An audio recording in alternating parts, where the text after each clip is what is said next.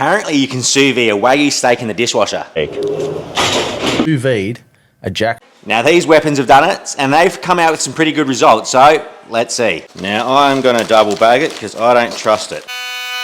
Now my gut feeling's telling me it's gonna overcook, but we're gonna shoot for 50 degrees Celsius. Eco mode for an hour, let's go.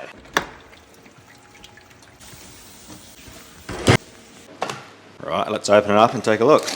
Bloody soft and blubbery, so it is what I expect, look at it. Right, quick pat dry, and then we'll just season it up with some salt and pepper. For God's sakes, pat, don't rub, save that for the bedroom. Bit of beef tallow and butter. Still not convinced this is gonna work. Cut.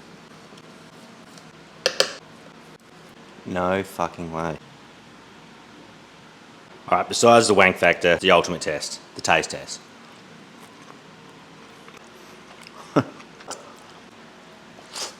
It honestly fucking worked. The internal's a little bit lower than I expected actually. Probably could have let that run for another half an hour, no dramas. Can confirm sous vide steak in a dishwasher works. Bang it in.